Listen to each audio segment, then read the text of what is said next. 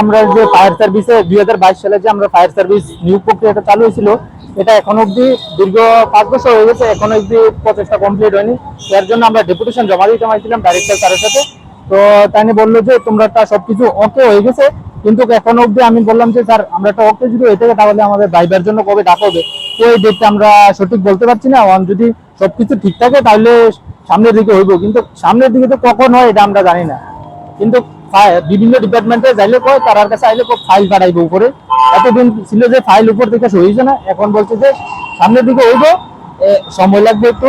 তা আমরা কি যে যারা বেকার আছে তারা কি 5 বছর ধরে আইতেছে যাইতেছে, এটার মানে কোনো দাম নাই, বুঝছেন? এই পরিস্থিতি হয়ে আছে এখন। আমরা বেকার যারা আছে তারা একদম কঠিন পর্যায়ে চলে আসে, মানে না এদিকে যাইতে পারতেছে না ওইদিকে যাইতে পারতেছে, বয়স বাড়তে হয়ে গেছে, অন্য ডিপার্টমেন্টও দিতে পারতেছে না, এই হচ্ছে সমস্যা। এখন আমাদের যে মাননীয় সিএম স্যার আছে, তো মুখ্যমন্ত্রীর উদ্দেশ্যে যদি আমরা হয়তো বা অন্য ডিপার্টমেন্টে দিছে কিনা জানি না, আমরা যে 5 বছর হয়ে গেছে এটা তো স্যারের নিশ্চয়ই দেখতেছে।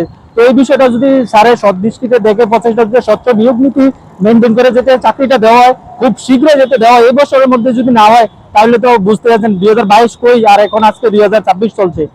তো এতদিন পর্যন্ত যদি বেকাররা বয়ে থাকে শুধু একটা চাকরির জন্য, তাহলে কি করে চলবে? এখন অনেকে এটার মধ্যে পাইয়ে দেবো, এর ভালো ভালো একটা স্কোর করছে, এর জন্য বসে আছে, অন্য ডিপার্টমেন্টে ট্রাইও করে নেই। তো এখন যদি এটা যদি না হয়, আর এত বছর চলে যেতেছে, অনেকের প্রিয় স্বজনরাও অনেকে মরে গেছে, তো এরপরে চাকরিটা ভাই আর কি হইব? কতজন আছেন ভাই? আমরা প্রায় এখন রিটেন কোয়ালিফাই করছে 1416 জনের মতো।